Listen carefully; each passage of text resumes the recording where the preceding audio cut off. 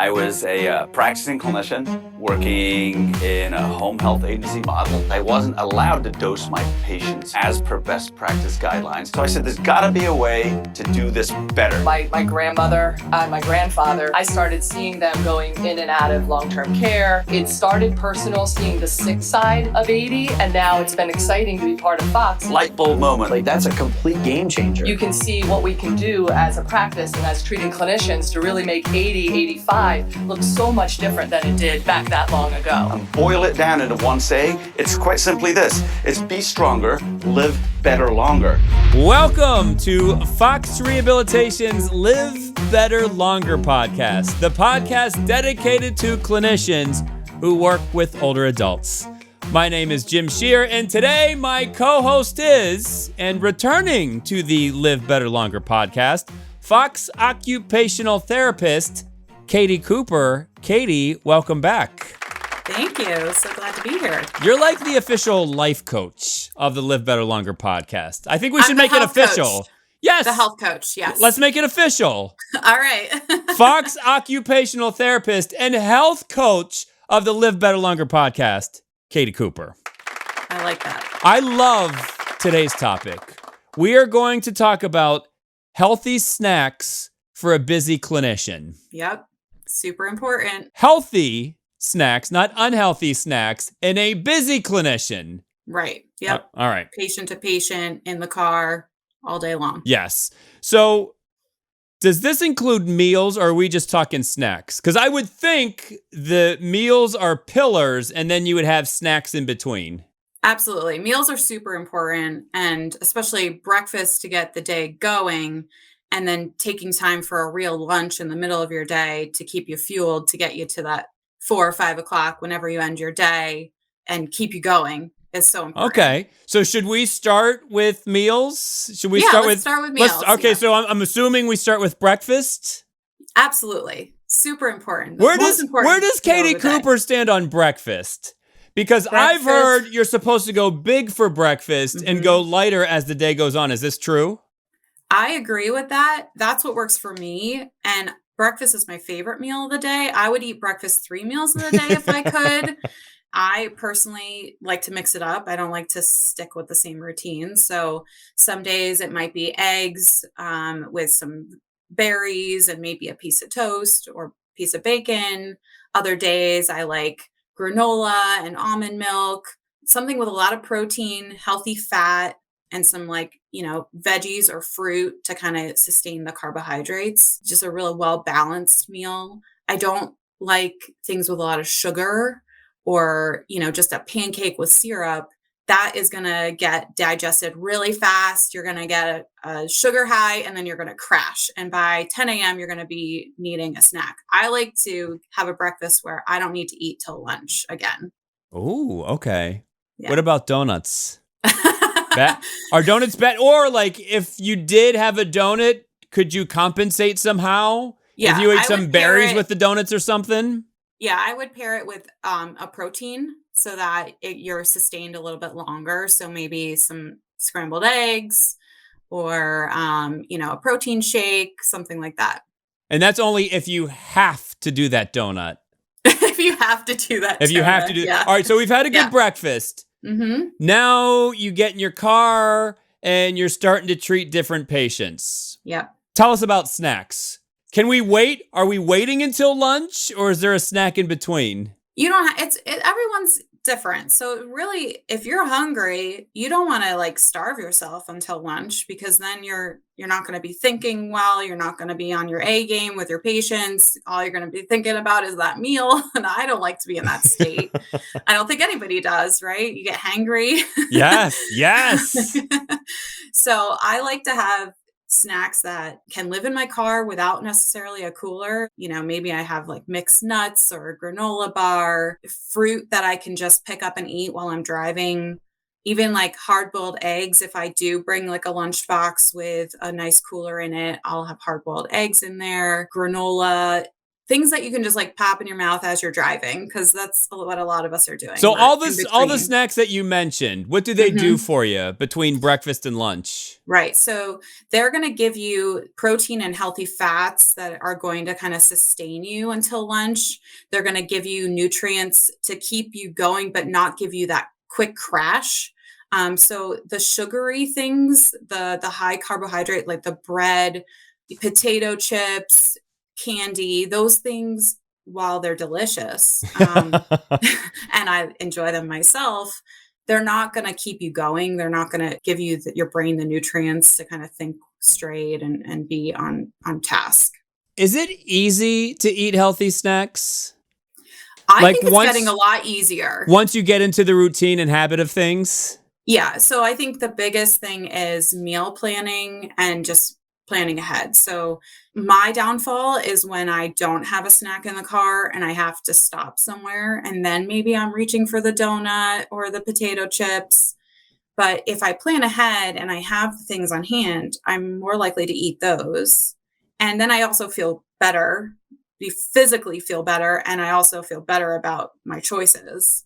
So it just, like, I like to kind of sit down before my week starts and plan out what are my breakfasts going to be, my lunches, and my snacks to get me through the week. And, I do it for my kids. So why don't I do it for myself? We have to take care of our own bodies too. Yes. Yeah. So how hard is it to plan out? I don't think it's too hard once you get in the habit and you find the things you like. So you can go to Costco and pick out like bulk mixed nuts in little prepackaged containers that are healthier than some of the other items you could pick up there. Mhm. You can get the granola bars, the fig bars, the things like that in bulk and just have them and grab them and throw them in your car. The fruit, if you cut it up and have it ready to go, or bananas, you don't have to do anything. You just grab them and go. You can peel them in the car. Things like that are easy to grab. The other thing is if you do have to stop, maybe you're stopping for lunch or grabbing a snack, there are a lot more healthier options out there. You just have to kind of think about it and plan ahead. So if I know I'm going to buy lunch, I might choose like the Chipotle or Moe's where I can build my own bowl and Mhm. add or not add certain things to it. Or I might go to Panera where I can get a nice salad instead of a burger at McDonald's. The other thing is if you're going to stopping at like a convenience store, they do have a lot of healthier options now. You can get yogurt, you can get a soup, you can get hard-boiled eggs. You don't have to go for those traditional like unhealthy snacks now. They have more options. So, Katie, here's my problem. I can get on a little bit of a regimen for a week or two. I'm like, all right, I've got my nuts, I got my granola, I got my fruit, and then I get bored. I'm like, like this again. So how do you keep things exciting and interesting? Yeah. I like to kind of live in the season. So, when it's out of season, I might not try it and go out of my way to find it, so that when something is in season, I like crave it and I want it. So summer, so all the beautiful fruits and salads and veggies, like I just try and load up on nice salads, lots of fresh fruit. And that's kind of where I live in the summer. But in the winter time, when that's not as available, I love like warming items. So I love soup, and I have been known to put like a blended soup in a thermos and drink it in between patients. Yes. And I have a great healthy lunch, but I don't necessarily have to sit down and eat it with a spoon, so like you can maximize what's available and go for what's available that time of year to make it more exciting and more interesting. And if you're going to be bad and you're going to cheat, when is the best time or best day to do it? Not that I would advocate this. That's a good question. But if you had to. Well, sometimes it's someone's birthday and they bring out the afternoon birthday cake. Okay. I would reframe it. I would not say you're cheating or being bad, because then you're shaming yourself. That's why you're the health coach. I live by like the 80-20 rule, which I think we talked about last time we did. I was on the podcast. So it's not that I'm cheating. It's not that I'm being bad. It's just I'm enjoying life. And so if my patient's having a birthday and they want me to have a piece of cake and I want that piece of cake, I'm going to have it. I'm not going to feel bad about it. I might not feel great after all the sugar, and I might have to do something to mitigate that, but I'm not going to feel guilty about having that piece of cake. So Okay. if you're gonna eat the sugar though, I would do it earlier in the day and make sure that you're pairing it with some protein, healthy fats, so that it slows down the digestion of that sugar, so that you're not getting that crash. All right. So let's say you have afternoon cake. What's a protein that you could pair with that? I would have maybe a handful of nuts or a hard-boiled egg, some avocado with some salt on it, like just add some nutrients to it that's just going to slow down the digestion. So this is my highlighted question. You could like change my life if you give the right answer to this. For whatever reason, 2:30, I just go into a slump. Mm-hmm. My energy dips, and from like 2:30 to like 3:45, I wouldn't say I'm worthless, but I'm not as energetic. I'm not as sharp. And it's been like that for most of my life. So how do I avoid that 2:30 slump? Or how do I get some energy? Yeah. Well, what are you eating for lunch? See, what I do, I usually don't do snacks. I just usually do 3 meals a day, breakfast, lunch, and dinner. So lunch is usually leftovers. So a sandwich, if I had burritos last night for dinner, I'll have a burrito for lunch. If I had pasta for dinner, I'll have pasta for lunch. So just sort of like a doable portion of whatever I had the night before. So I would think about how much carbohydrates you have in that lunch. Like burritos, there's the tortilla, you have the bread in the sandwich, the pasta. So if you're having a lot of like those simple carbohydrates, like the pasta, the breads, maybe making sure that you're minimizing that portion of the meal and maximizing more protein, adding more vegetables, more fruit into it. That's going to kind of slow down the hit of the sugar from the bread and the carbohydrates. And then I would think about trying to incorporate some movement around that 2:30 time, like getting up and moving. Maybe you need like a little change in pace at that time of day. So prior to 2:30 or at 2:30, like right when I feel it hitting? Maybe a little before, like maybe you try and like stop it from happening, where you're changing your position, your location in your environment so that you're up and moving. Okay. I would look at that. And then as far as snacks, I would look at like nuts, maybe some granola, maybe even a protein drink that, When would I have that to prevent the 2:30 I would slump? have it around like the 2:00 time. 2:00, okay. To see if it kind of gets you through that time period. We're recording this podcast around 2:00. You're doing great. I should have. I'm excited that like we're talking. So this will get me through, but I can't do a podcast every day at 2:00. But this is good to know. Mm-hmm. And then, Katie, if you could just take me through a day, meals, how many snacks, any activity in between those snacks and treating patients, or just the fact that you're treating patients, that's activity enough. Well, I think treating patients definitely keeps you moving, but I think a lot of us hit that slump that you were talking about at 2 or 3 o'clock. I know I do. And a lot of times, I used to, go reach for the coffee at that time. But now that I've kind of changed up my nutrition and have decreased my need for caffeine, that has also helped that afternoon time. But everyone's different. So you really have to kind of play around with what foods work for you. Like there's an experiment that I've done in the past and I recommend to people where every day of the week you choose a different breakfast. So maybe one day you choose a bowl of cereal. And the next day you choose some eggs and bacon. And the next day you choose granola with almond milk and some fruit on the side. And each day you see how long it takes you before you get hungry again. And it kind of helps you figure out like what food is going to fuel you and make you feel the best. And you kind of track like your digestion, how you feel mentally, physically. So that's something you could try to see what foods are working best for you. But I personally like a big breakfast. Okay. I really love eggs. So eggs, some fruit, maybe a piece of toast or bacon. And then I don't usually need a snack. before lunch. I used to, but now I really don't need a snack. And at lunch, I tend to have a big salad. Sometimes I'll have a sandwich, but when I have a sandwich, I layer it with avocado, some healthy turkey breast. I don't do dairy, so there's no cheese on mine, but I like some lettuce, maybe tomato, add those veggies in there. Instead of mayo, I'll put hummus on it to add that extra protein and flavor, make it more interesting. So there's ways to have a sandwich and make it like really nutrient dense. So you can use the things that you like, but just adapt them to make them even better for you. And then are you doing any snacks between lunch and dinner? Yeah, I tend to have a snack around 3 or 4 o'clock, and it might be some popcorn.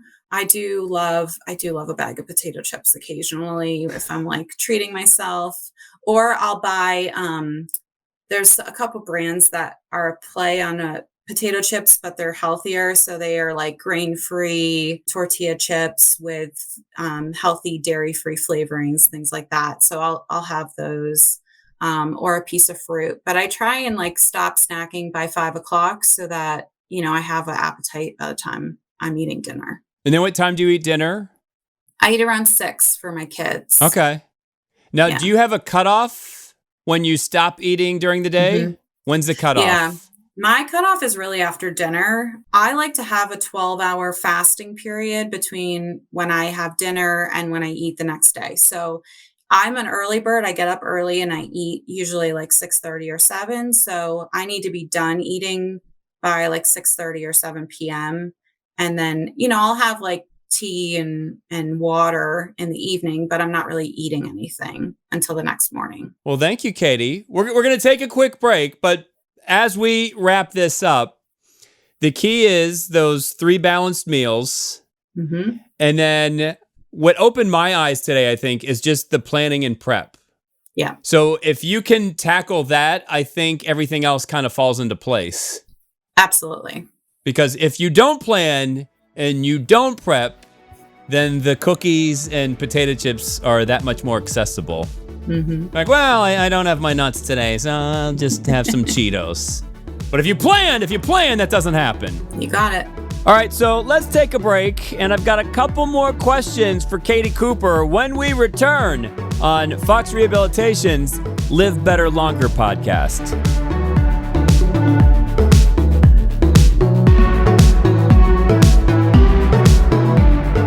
So while we take a quick water break, I just want to let all Fox colleagues know, this message going out specifically to Fox colleagues.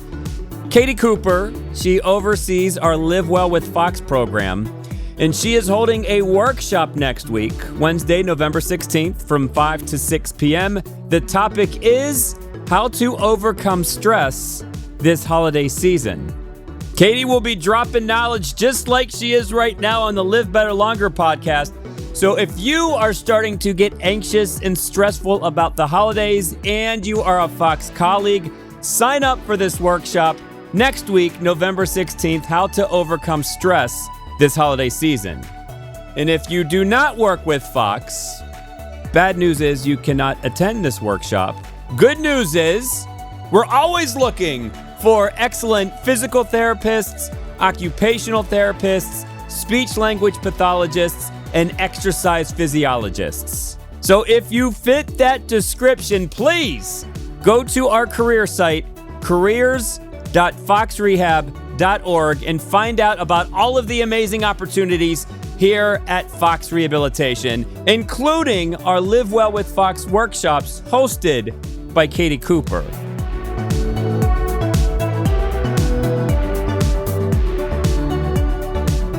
We are back on Fox Rehabilitation's Live Better Longer podcast. I am joined by Fox occupational therapist Katie Cooper, who we determined today is our health coach on the Live Better Longer podcast. So, since you are our health coach, question for you. Mm-hmm.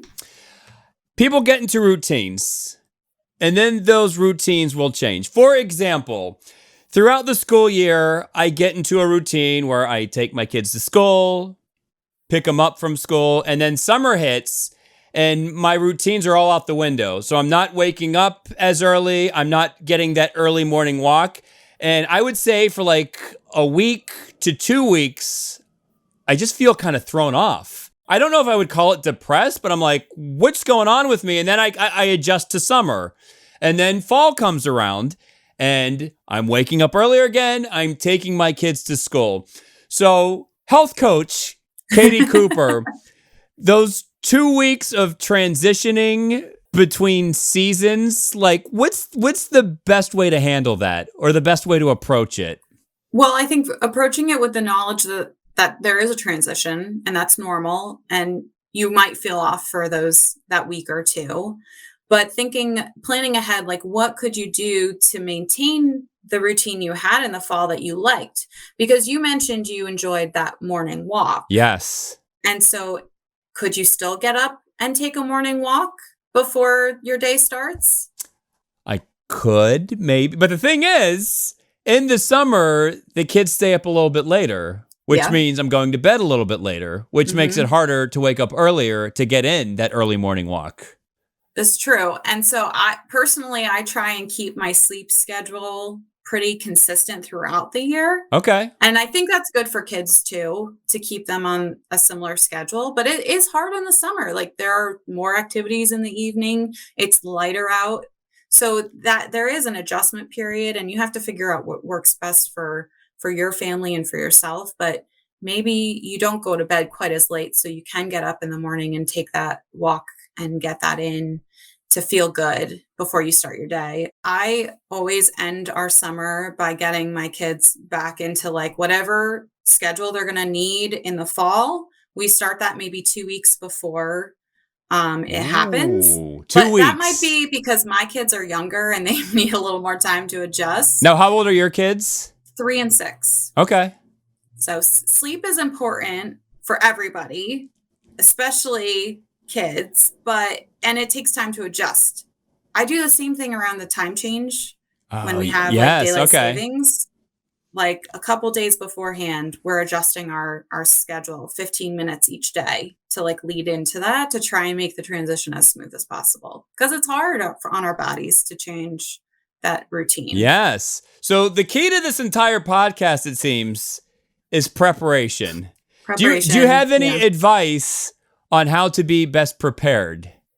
Is it just kind of going out and doing it and then it becomes habit? Yes. I mean, just kind of building habits really just takes time, right? And you just have to put in the effort to form that habit. I tell this to my patients all the time. Like when you want to form a new habit, you have to do it like a lot, 50, 100 times to really make it a habit where you're not even thinking about it anymore. So the more effort you put into practicing it and doing it, consistently, the easier it's going to be in the long run. But it does take a lot of effort to make a new habit and to change your routine and the things you're doing every day. So just giving yourself that grace and that time and not punishing yourself when it doesn't work. Like just, okay, I'm going to try better next time. Tomorrow is another day. And then just trying to be consistent with whatever change you're trying to make. And that is why you are the official health coach of the Live Better Longer podcast. Thank you.